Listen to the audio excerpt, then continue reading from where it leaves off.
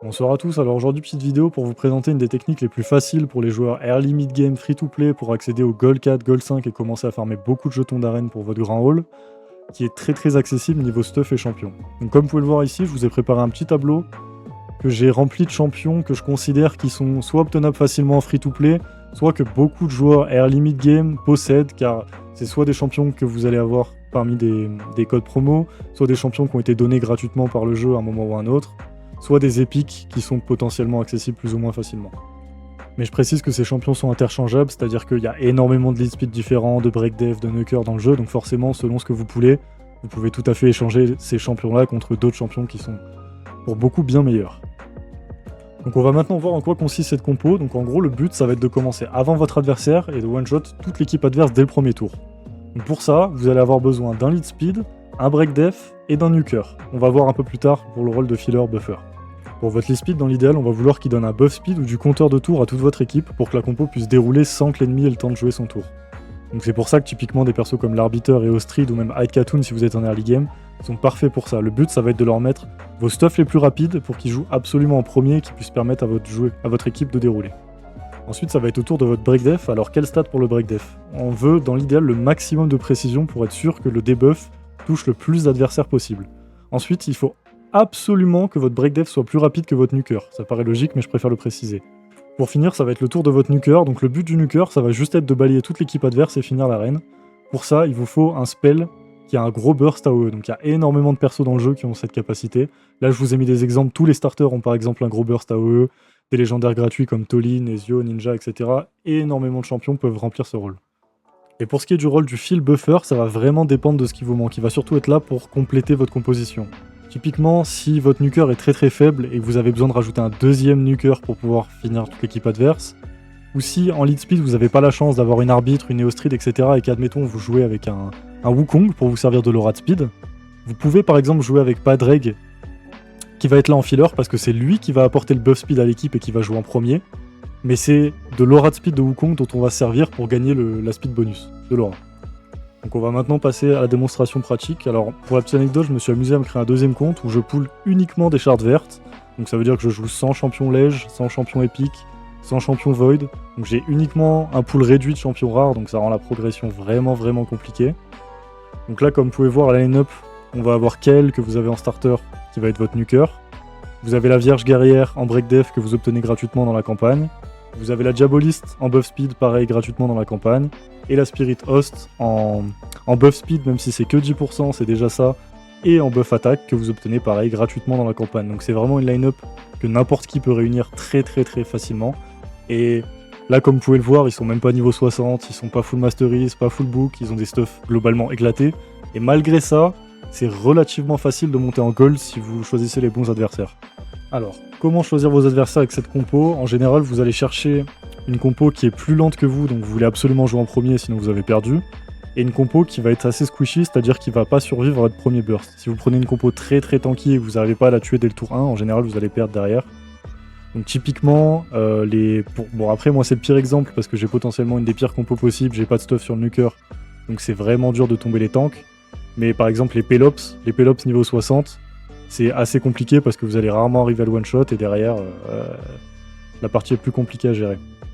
Donc là, typiquement, si on regarde en silver, il y a peu de troll def comparé en gold. L'avantage en gold, si vous êtes déjà en gold, c'est qu'il y aura beaucoup de gens qui vont laisser une troll def, c'est-à-dire par exemple juste une arbitre toute seule, pour baisser leurs points volontairement, et du coup ça vous donne des free points globalement à farmer. Mais pour le silver, typiquement, ce qu'on va chercher, là, si on regarde rapidement les teams, les informations qu'on va chercher, c'est le niveau des champs. Bon, déjà forcément la composition.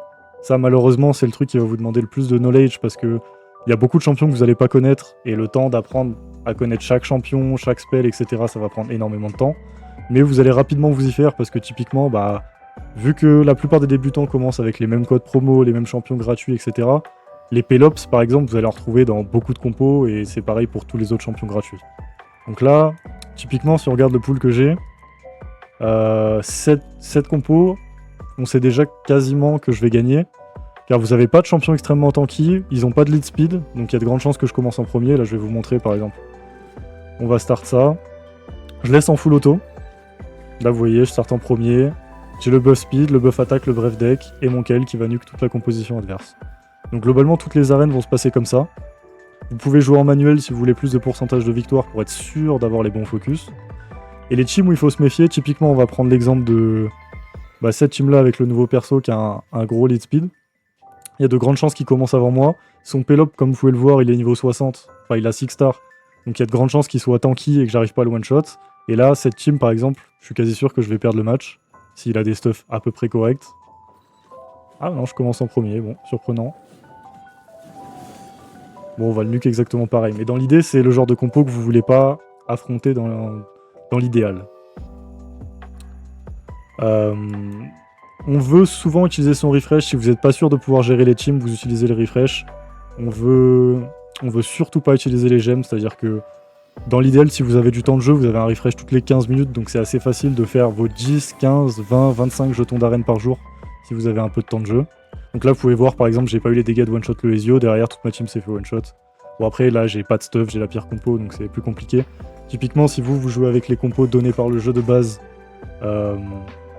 à base de Taurine, à base de Hugo, etc., ça va être beaucoup plus simple pour vous. Donc là, on va refresh. Typiquement, voilà, les troll def comme ça, avec Hélène, c'est des points gratuits, on récupère. Si je vous montre, sans lancer en auto, le but de la compo, ça va être le perso le plus rapide, c'est celui qui donne le buff speed. Donc là, je mets le buff speed sur toute mon équipe. Derrière, ça va être ma Spirit Host qui va mettre le buff attaque. Ma Vierge Guerrière qui va mettre un break def. Et derrière, lequel qui va venir one-shot tous les personnages adverses. Là, vous voyez, il y a pas mal de break def, donc c'est beaucoup de points gratuits. Et en général, si vous avez le temps dans votre journée de refresh au moins 2, 3, 4 fois l'arène, ça va être très simple de monter jusqu'en Gold 4, Gold 5 et de commencer à faire beaucoup de points. Parce qu'il y a énormément de troll def et énormément de compos que vous pouvez prendre assez facilement. L'autre indicateur qui peut parfois vous aider, c'est que typiquement vous avez le niveau de compte. Bon, c'est pas un indicateur absolu, il faut se méfier parce que forcément il y a des whales, il y a des gens qui mettent de l'argent, t'as des gens très bas niveau qui ont des gros stuff et des grosses compos. Mais dans l'idée, en général, si vous voyez par exemple un mec qui est level 50 et un mec qui est level 30, il y a beaucoup plus de chances que le mec qui est niveau 50 ait des stuff et puis farmer un peu plus de stuff et donc ait des champions plus tanky que le mec qui est level 30. Même si forcément c'est pas une valeur sûre, il faut toujours se méfier. Maintenant je vais juste vous montrer rapidement quel stat vous voulez avoir sur vos stuff pour ce genre de composition. Donc typiquement pour vous ça sera probablement beaucoup plus simple que moi.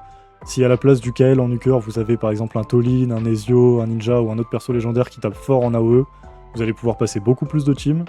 Donc dans l'idée, le plus gros stuff, en gros le premier perso que vous voulez stuff, ça va être votre nuker. Vous le voulez autour de 200 de speed dans l'idéal, ou un peu moins forcément en early si vous n'avez pas de quoi faire.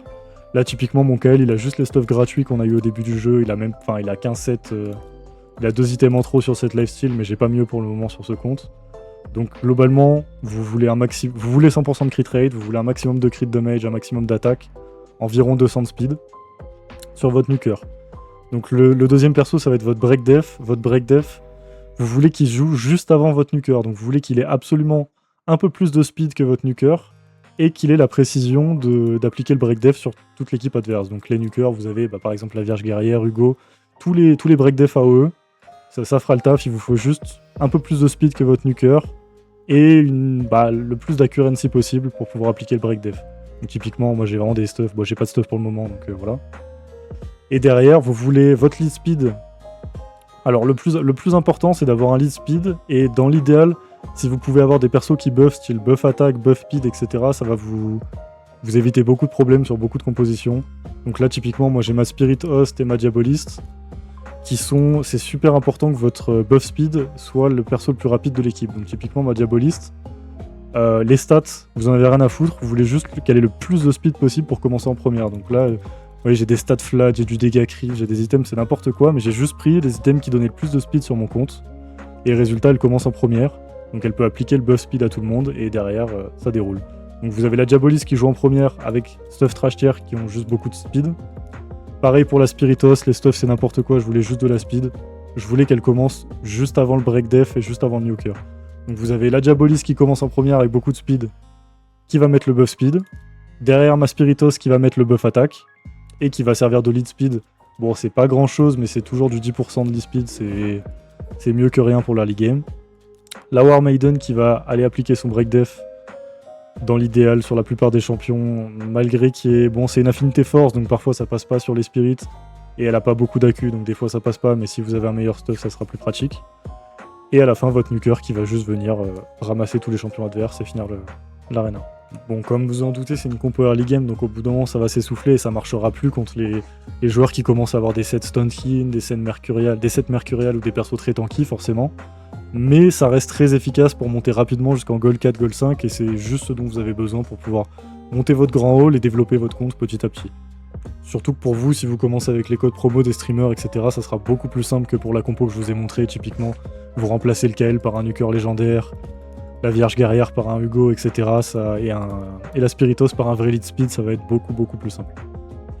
Voilà, ça sera tout pour aujourd'hui. Donc si vous avez des questions, n'hésitez pas à les poser en commentaire. Je suis également en train de créer un Discord où vous pourrez venir poster vos box, etc., si vous avez besoin d'aide sur des builds des champions, quel compo faire, etc., quel champion monter. Et voilà, j'espère que la vidéo aura pu vous être utile, et good luck pour vos arènes.